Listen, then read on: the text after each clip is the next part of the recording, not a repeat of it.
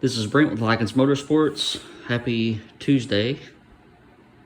We are working on our 496 FE and getting the oil pan. We're trying to get the oil pan on.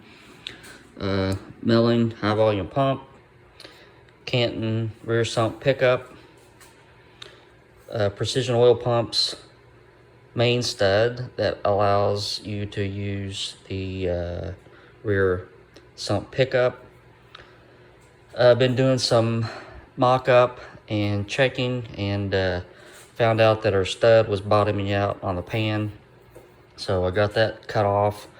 And there's no real easy way to do that. Those ARP studs are pretty hard, so you pretty much have to grind and then smooth it up, but got that done. Went to check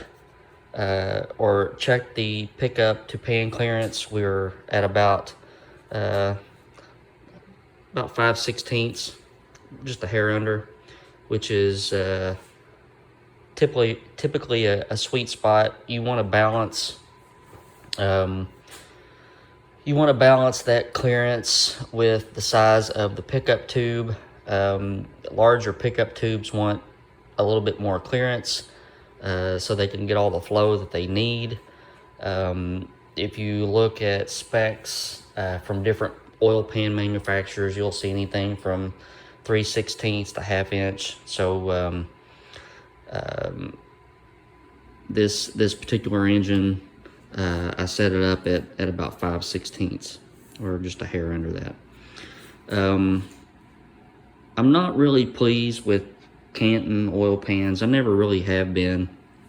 The first thing that makes me mad is they send their pickups just loose with a decal on those, and then you have to cut them off with a razor blade, and you spend minutes trying to get all the sticky stuff off and washed and all that stuff.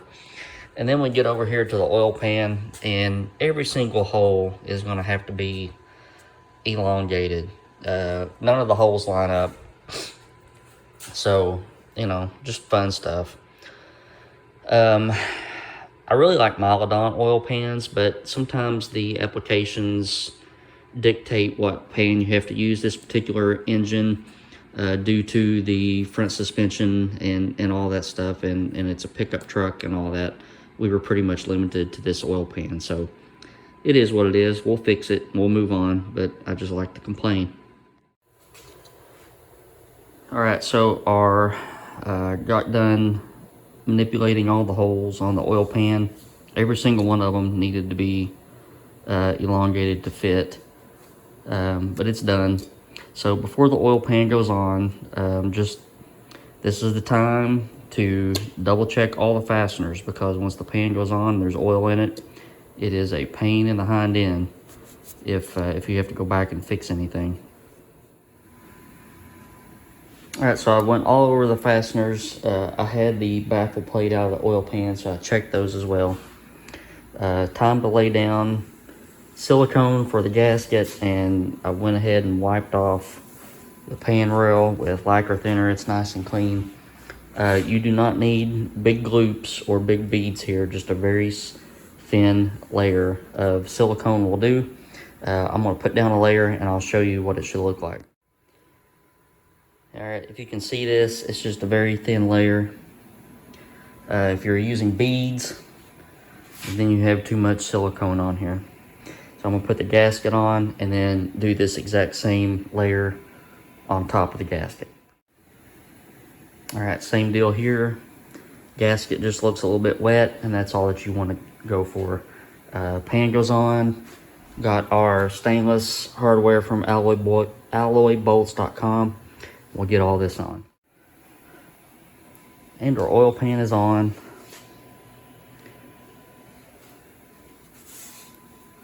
Good friend of mine, Dale Mears, says the two things that he hates the most about putting engines together is putting the harmonic balancer on and the oil pan. I hate putting oil pans on. None of this stuff is ever, rarely is it ready to bolt on. But it's on now. We're gonna get this upright I want to show you some other things we have to put on. And by the way, here's how the gasket should look on the upper side. You shouldn't see any silicone squished out. You shouldn't see the gasket squished out. Just a good solid install.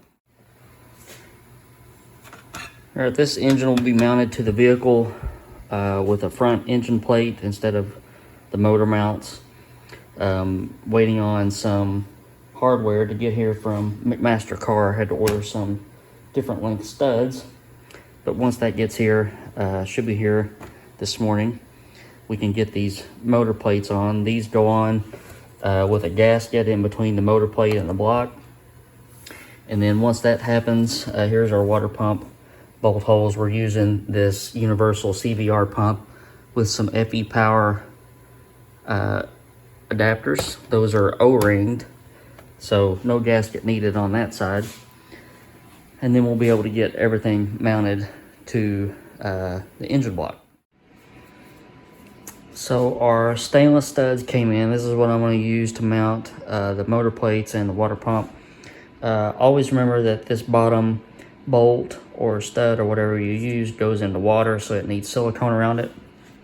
Got silicone on the back side of these gaskets, and I'll rub a little bit on here and then get our motor plates positioned. So here is our driver's side mount, and I had to clearance this to clear the timing cover notch right there.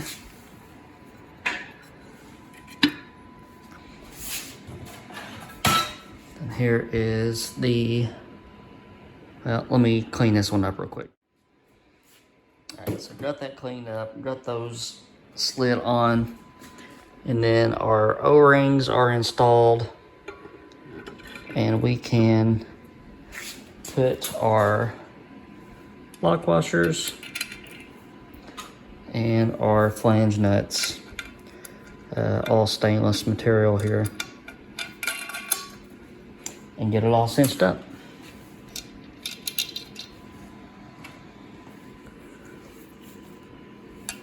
Starting to look like an engine now.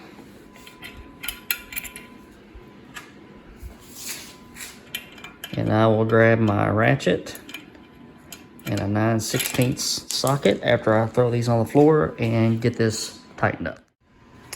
And the next plan of action is to get 8 quarts of Valvoline VR1 10W30 into the oil pan. And we're going to prime this oil pump and see what kind of action we get to the rocker arms. Let's get some oil in it. So we got oil in it. We got good pressure.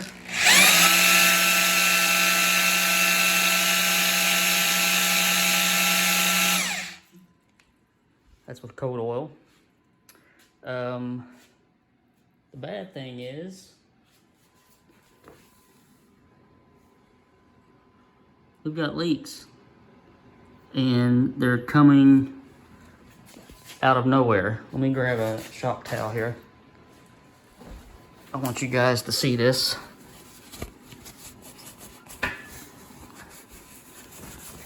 Let's see if I can hit it while I'm down here looking at it.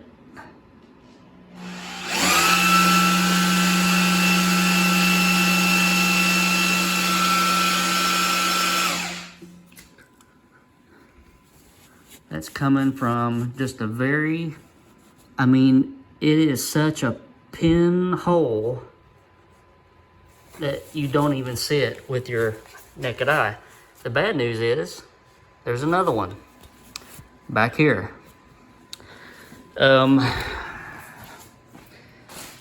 I generally don't like to give negative comments on products, but this is not the first time that I've ran into this kind of thing with the BBM blocks. A lot of the time, this bolt hole for the oil filter adapter intersects the main oil gallery. And when they drill this hole into the block, they drill it just a little bit off or a little bit too far, and it intersects the main gallery. The first time I saw it, I was priming the oil pump and got oil out of this back behind this bolt. Just so happens that this particular block is also has a drill through there, but what I learned to do to fix it was to coat a set screw and run a set screw all the way in so that it blocks the hole, and then put a little sealant on that bolt. I haven't ran into this before, and to be quite honest, it kind of makes me mad,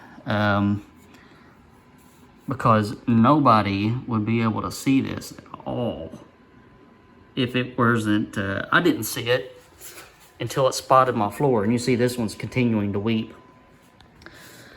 So, just called Mr. Steve to let him know what was going on. We have two options. The first option is wipe all this down, take the paint off, and put a nice layer of JB Weld epoxy over it. On that part and on this part, and let that set up. And I think that will fix it because they're not under a lot of pressure, just enough to weep. So the other option is to totally disassemble the engine and strip it all down and then try to have it welded. So I'm gonna try the JB Weld first. We're getting oil pressure, obviously. As I suspected, we're not getting any oil up through the push rods, and that's an easy fix. I showed how to do that in the last video, so I'll have to do that in order to get oil to the rocker arms. But for right now, I have to focus my attention on all that junk. So with that being said, I'm gonna hop off here and do some concentration and see if I can fix this. And I want you guys to keep your fingers and toes crossed that we can make all this work without having to take the engine all the way down. All right, guys. I feel defeated right now. When stuff like this happens, it just knocks the wind out of your sails. But yeah, just part of it, I guess. All right, well, I'll let you all go. I'm gonna get to work, and I'll see you all on the flip side.